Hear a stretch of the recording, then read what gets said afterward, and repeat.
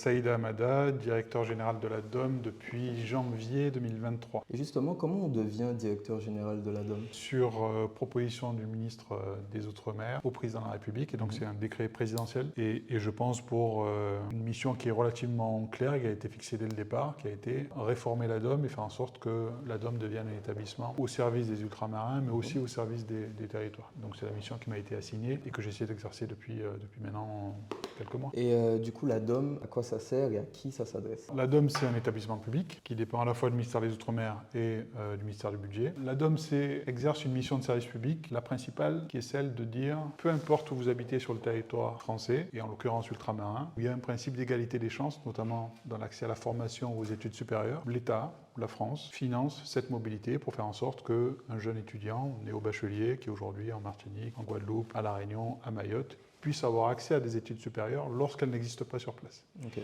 C'est ce qui explique que sur la plupart de nos dispositifs, que ce soit pour les étudiants ou pour la formation professionnelle, après le critère de ressources, le premier critère, c'est de savoir si la formation ou les études supérieures qui sont visées existent ou pas sur le territoire. Si elles existent, et s'il y a des places, la DOM ne peut pas intervenir. L'idée, c'est vraiment de donner une chance à tout le monde, à toutes celles et tous ceux qui veulent qui ont un rêve, un avenir professionnel, un rêve de métier, qui ont envie de se former, de poursuivre des études dans un domaine qui n'existe pas sur le territoire, de pouvoir le faire, même lorsqu'on n'a pas les moyens financiers.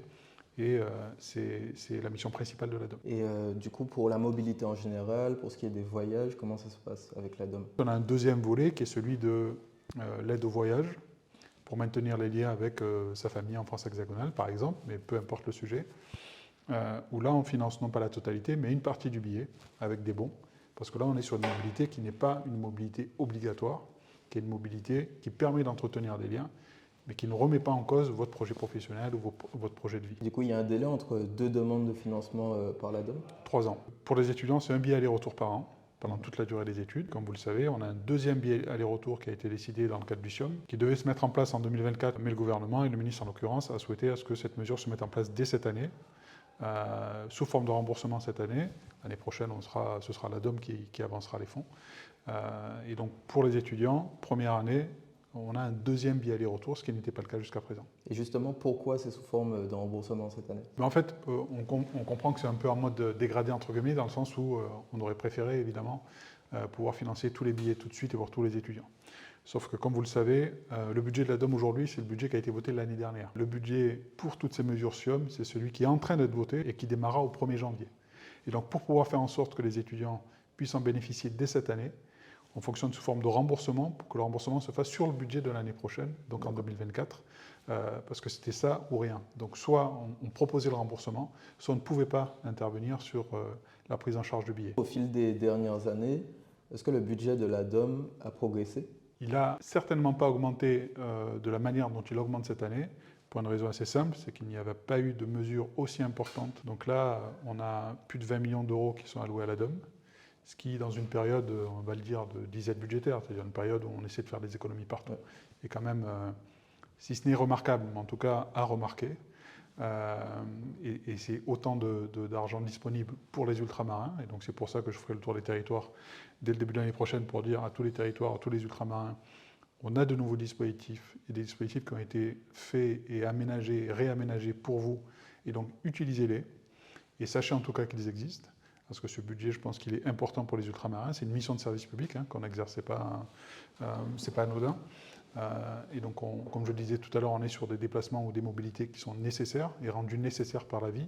Et donc, il faut absolument que ceux qui en ont besoin puissent en bénéficier. Quand je suis arrivé avec le ministre des Outre-mer de l'époque, on avait beaucoup travaillé sur quelles sont les explications qui font que le billet d'avion a augmenté sur une période aussi courte. Alors, il y a ce qu'on a mis derrière, inflation, et ce qui est vrai, notamment sur le prix du kérosène, qui a touché tous les billets d'avion, parce qu'on parle d'augmentation du prix du billet d'avion.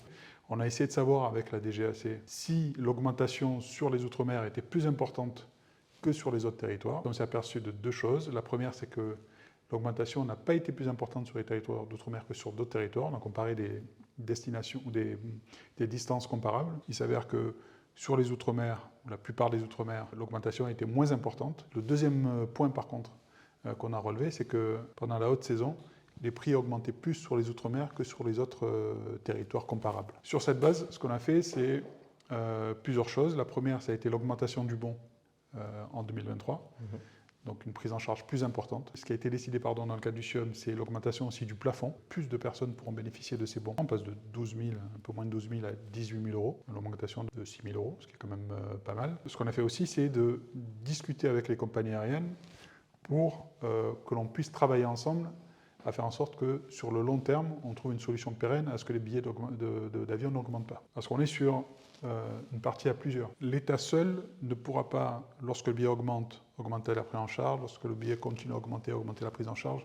On voit bien qu'on est sur quelque chose qui n'est pas sain, ni pour les finances publiques, ni pour les compagnies, ni pour les ultramarins, parce qu'il reste toujours un reste à charge. Et donc ce qu'on a essayé de faire, c'est de mettre autour de la table les compagnies, de discuter aussi avec les collectivités locales, qui parfois peuvent cofinancer le billet d'avion. À La Réunion, par exemple, la collectivité, la région, cofinance le bon avec nous et rajoute 100 euros.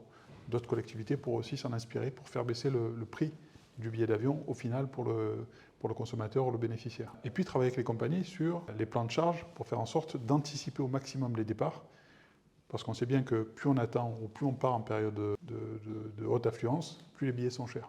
Et donc en travaillant sur tous ces aspects, on arrive à faire en sorte que les billets soient moins chers. Nous, par exemple, sur les étudiants, puisque nous prenons en charge les billets, on a des plans de transport et on travaille avec les compagnies et les agences pour faire en sorte que les prix des billets soient les moins chers possibles.